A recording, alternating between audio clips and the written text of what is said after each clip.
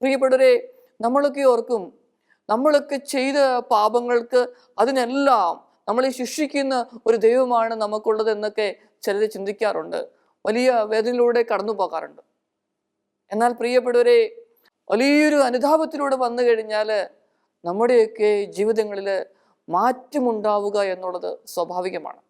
ബൈബിളിൽ നമുക്ക് കാണുവാനായിട്ട് സാധിക്കും, 5 അപ്പം കൊണ്ട് 5000 പേരെ ഈശോ തൃപ്തരാക്കി. കാരണം എന്താ? ആ മനുഷ്യരോട് ഈശോയ്ക്ക് കരുണ തോന്നിയത് കൊണ്ട് മാത്രമാണ് അത്ഭുതങ്ങൾ പ്രവർത്തിക്കുവാനായിട്ട് സാധിച്ചത്. പ്രിയപ്പെട്ടവരെ, നമുക്ക് ആരോടെങ്കിലും സ്നേഹമുണ്ടെങ്കിലേ, അല്ലെങ്കിൽ കരുണയുണ്ടെങ്കിൽ മാത്രമേ നമുക്കൊക്കെ എന്തെങ്കിലും ചെയ്യുവാനായിട്ട് സാധിക്കുകയുള്ളൂ. ആദ്യം ഈ കരുണയാണ് വരേണ്ടത്, സ്നേഹമാണ് നമ്മുടെ ഹൃദയത്തിൽ വരേണ്ടത്. ഇവ രണ്ടുമില്ലാതെ നമുക്ക് ഒരു നന്മയുടെ പ്രവൃത്തികളും ചെയ്യുവാനായിട്ട് സാധ്യമല്ല. പ്രിയപ്പെട്ടവരെ, നമ്മുടെ ദൈവം സ്നേഹിക്കുന്ന ഒരു ദൈവമാണ്. നിങ്ങൾക്കറിയാലോ, ധൂർത്തപുത്രന്റെ കഥ പോലെ ഒരു ചെറുകഥയുണ്ട്. അതിൽ പറഞ്ഞിരിക്കുന്ന ഒരു പ്രധാനപ്പെട്ട ഒരു കാര്യം എന്ന് പറയുന്നത്, ഈ തിരിച്ചു വരുന്ന വ്യക്തികളെ ഇരു കരങ്ങളും നീട്ടി സ്നേഹിക്കുന്ന ദൈവത്തിന്റെ ആ സ്നേഹത്തെക്കുറിച്ച്, കരുണയെക്കുറിച്ചാണ്. ഒരു ദിവസം അപ്പനും അമ്മയും സഹോദരങ്ങളൊക്കെയുള്ള ഒരു കുടുംബം, ധാരാളം കൃഷിസ്ഥലം അവർക്കുണ്ട്. ഈ ഇളയ മകന് അപ്പൻ്റെ അടുക്കൽ വന്നിട്ട് പറഞ്ഞു, അപ്പാ, എനിക്ക് 18 വയസ്സിന് മുകളിലായി, എനിക്ക് അവകാശപ്പെട്ടതെല്ലാം വേണം എന്ന് ഈ മകൻ ഈ അപ്പനോട് പറയുകയാണ്. ഈ അപ്പൻ പറഞ്ഞു, മകൻ്റെ സ്വഭാവമൊക്കെ കൃത്യമായിട്ട് അപ്പൻ അറിയാം. നിനക്ക് 18 വയസ്സായെന്നുള്ളതും നിനക്ക് അർഹതപ്പെട്ട് തരണമെന്നൊക്കെ എനിക്കറിയാം. പക്ഷേ നിനക്ക് ഇപ്പം തരാനായിട്ടുള്ള സമയമായിട്ടില്ല. അതുകൊണ്ട് നിന്റെ സഹോദരനെ പോലെ കുറച്ചു കാലം കൂടെ നീ എൻ്റെ കൂടെ ഒക്കെ നിൽക്കണം. അല്പമൊക്കെ പക്വതയിലേക്ക്, പാകതയിലേക്ക് വന്നു കഴിയുമ്പം നിനക്ക് വേണ്ടതൊക്കെ തരാമെന്ന് പറഞ്ഞുകൊണ്ട് ഈ അപ്പൻ ഈ മകനെ ആശ്വസിപ്പിക്കാനായിട്ട് ശ്രമിക്കുകയാണ്. എന്നാൽ അവൻ്റെ നിർബന്ധത്തിന് വഴങ്ങിക്കൊണ്ട് അപ്പനത് അവൻ്റെ ഷെയർ എല്ലാം കൊടുക്കേണ്ടി വന്നു. അവന് വലിയ സന്തോഷമായി. നമുക്കറിയാലോ, നമ്മുടെ കയ്യിൽ പണമുള്ളപ്പം, ആരോഗ്യമുള്ളപ്പം ധാരാളം വ്യക്തികൾ നമ്മളോട് ചേർന്ന് നിൽക്കും.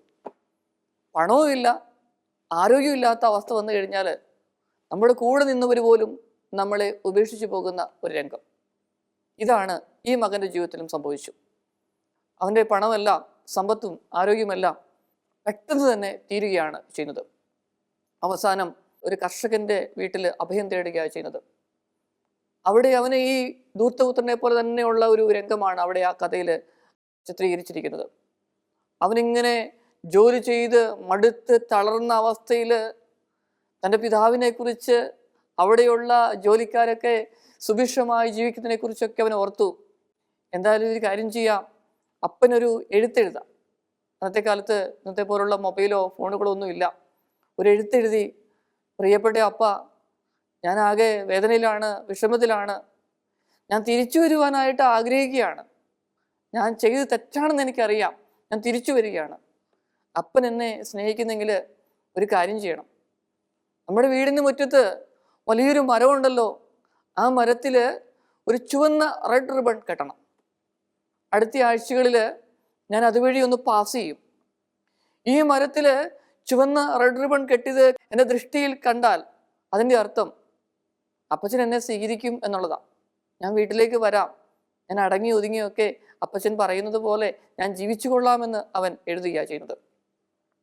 ഈ എഴുത്ത് കിട്ടിയപ്പം ഈ അപ്പന് ഭയങ്കര സന്തോഷമായി. അപ്പൻ മൂത്ത സഹോദരനുണ്ട് അവൻ്റെ. അതോടൊപ്പം തന്നെ വേലക്കാരോടൊക്കെ പറഞ്ഞു, അതിനു വേണ്ട എല്ലാ കാര്യങ്ങളും ചെയ്യണം, ഒരുക്കണം എന്ന് പറഞ്ഞു. അതോടൊപ്പം തന്നെ അപ്പൻ വേലക്കാരോട് പറഞ്ഞു, ആ മുറ്റത്തെ മരത്തിൻ്റെ എല്ലാ ചില്ലകളും വെട്ടണം. അതിനുശേഷം 100 കണക്കിന് ചുവന്ന റിബൺ കൊണ്ട്, റെഡ് റിബൺ കൊണ്ട് ആ മരം മുഴുവൻ അലങ്കരിക്കുവാനായിട്ട് വേലക്കാരോട് പറഞ്ഞു. അവരെ അതുപോലെ ചെയ്തു. ഏതാനും ദിവസങ്ങൾ കഴിഞ്ഞപ്പം ഈ മകൻ ഇങ്ങനെ ഇതിലൂടെ പാസ് ചെയ്യുക. അവൻ നോക്കിയപ്പം കണ്ടതെന്താണ്? ഈ മരത്തേല് 100 കണക്കിന് ചുവന്ന റിബൺ ഇങ്ങനെ പാറി പറക്കുകയാണ്. ഇത് കണ്ടപ്പോൾ അവൻ ഇങ്ങനെ ഭയങ്കര സന്തോഷമായി. അവൻ എന്ത് ചെയ്തു? ഓടി വീട്ടിലേക്ക് വന്ന് കയറുകയാണ്. അവൻ്റെ അപ്പൻ ഇങ്ങനെ കാത്തിങ്ങനെ ഒരു കസേരയിൽ ഇരിക്കുകയാണ്. അവൻ ഓടി വരുന്നതുകൊണ്ട് അപ്പൻ എഴുന്നേറ്റ് ഓടി അവൻ്റെ അടുക്കലേക്ക് ചെന്ന് അവനെ കെട്ടിപ്പിടിച്ച് ആശ്ലേഷിക്കുന്ന ഒരു രംഗം.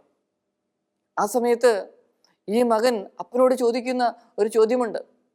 അപ്പ, ഞാൻ പറഞ്ഞില്ലേ ഒരു റിബൺ മാത്രമാ ആ മരത്തിൽ കെട്ടാനായിട്ട് പറഞ്ഞത്.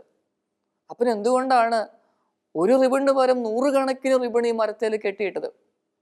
അപ്പൻ അവനോട് പറഞ്ഞു, മകനെ, ഞാനൊരു റിബൺ കെട്ടി, നിന്റെ ദൃഷ്ടിയിൽ അത് പെട്ടില്ലെങ്കിൽ എനിക്ക് നിന്നെ നഷ്ടമാകുമായിരുന്നു. അതുകൊണ്ടാണ് നിന്റെ ശ്രദ്ധ ആകർഷിക്കുവാനായിട്ടാണ് ഞാൻ 100 കണക്കിന് റിബൺ ഈ മരത്തിൽ കെട്ടിയതെന്ന്. പ്രിയപ്പെട്ടവരെ, ആ അപ്പന് മകനോടുള്ള സ്നേഹമാണ് ഈ ചെറുകഥയിൽ വ്യക്തമായിട്ട് പ്രതിപാദിക്കുന്നത്. അങ്ങനെയെങ്കിൽ ഞാനും നിങ്ങളുമൊക്കെ ഒരു സ്റ്റെപ്പ് അനുദപിക്കുന്ന ഹൃദയത്തോടെ മുന്നോട്ട് വെച്ച് വന്നു കഴിഞ്ഞാൽ, പ്രിയപ്പെട്ടവരെ, അതുപോലുള്ള 9 സ്റ്റെപ്പ് വെച്ച് നമ്മെ സ്വീകരിക്കുന്ന, മാറോടണയ്ക്കുന്ന ഒരു ദൈവമാ നമുക്കുള്ളത്. കരുണയുടെ ദൈവം, സ്നേഹത്തിൻ്റെ ദൈവം, എനിക്ക് വേണ്ടി, നിങ്ങൾക്ക് വേണ്ടി, നമുക്കെല്ലാവർക്കും വേണ്ടി കുരിശിൽ മരിച്ച ദൈവം, ഉദ്ധിതനായ ദൈവം, എപ്പോഴും നമ്മളെ ശക്തിപ്പെടുത്തുന്ന, പരിശുദ്ധാത്മാവിനെ അയച്ച് നമ്മുടെയൊക്കെ ജീവിതങ്ങളിൽ ശക്തിപ്പെടുത്തുന്ന ഒരു ദൈവം. ഈ ലോകത്തിൽ വേറൊരു നാമവുമില്ല.